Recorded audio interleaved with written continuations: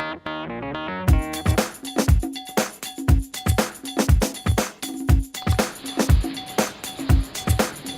imos a falar da Idade Antiga. Na Idade Antiga surdiron importantes civilizacións como as de Mesopotamia, Egipto, Grecia e Roma. Mesopotamia e Egipto.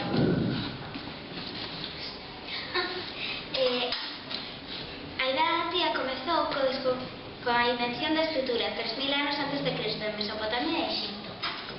Mesopotamia desenvolveuse xunto aos ríos Tigris e Éufrates, en Oriente Próximo. Alí fundáronse importantes cidades, como Babilonia, onde escribiuse o primeiro código de leis. Egipto Desenvolveuse xunto ao río Nilo, e os seus faraóns ou reis construían monumentos como as pirámides. Grecia. Os gregos crearon unha civilización que destacou sobre todo pola súa Cultura. A súa vez foron os primeiros en ter un sistema político baseado na democracia e en practicar a filosofía. Na arte destacaron a súa arquitectura e a súa Escultura.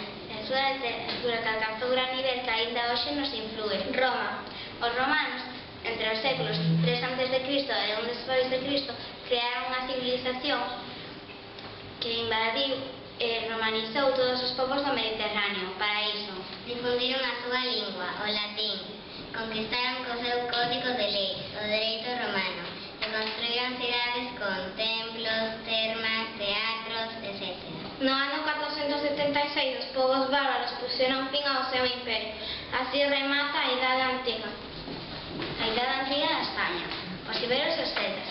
A Idade Antiga comezou na península hai algo menos de 3000 anos, e cando os iberos que habitaban nestas terras inventaron o seu propio sistema de escritura. Os iberos ocupaban o leste e o sur da península, dedicaban a agricultura e gandería e practicaban comercio. Crearon na que destacaron sobre todo pola súa escultura. Os celtas chegaron a o século IX procedentes do centro de Europa e asentáronse no norte e no centro da península. Coñecían a agricultura e a metalurxía do ferro. Comerciantes do Mediterráneo. A finais do século VIII chegaron á península povos do leste que viñan para comerciar, como fenicios. Foron os primeiros en chegar e instalaronse nas costas do leste, do sur. Procedían de Fenicia. Gregos chegaron cara ao século VI a.C. e fundaron grandes colonias nas costas do leste.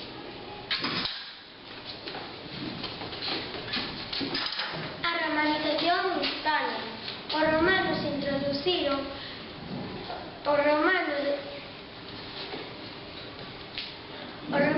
a romanización é un proceso polo que os povos que foron conquistados polo seu imperio foron adoptando a súa forma de vida, a súa cultura, a súa lingua, etc.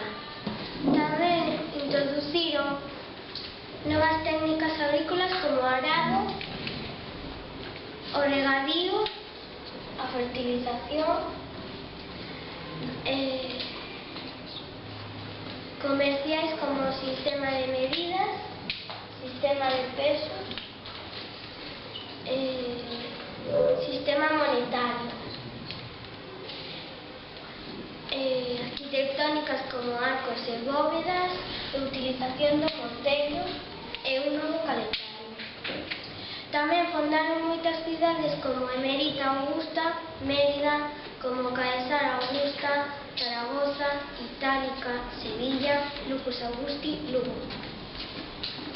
A romanización engallaese. Os romanos chegaron 200 anos despois de que chegaran a Hispania. Eso foi entre os anos 29 e 19 antes de Cristo e foi conquistado por Augusto, que someteu os povos galaicos que vivían nos castros.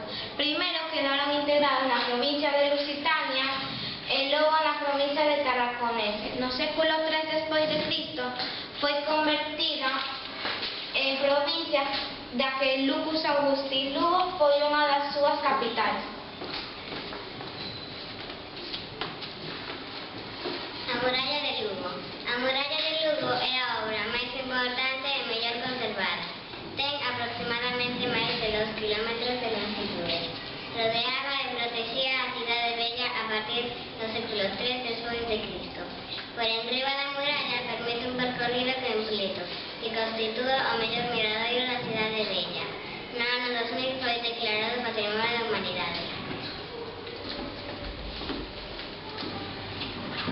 A romanización en Gallaecia. Os romanos desenvolveron moito a agricultura e minería nas vilas que eran vivendas situadas no campo. Introduciron o muiño e o arado e novos cultivos como a vidé, a oliveira e os cereais. Tamén explotaron as riquezas mineiras de ouro nas médulas de Bierzo e de Quiroga, en Lugo, e tamén as minas de estaño na comarca da Zúa.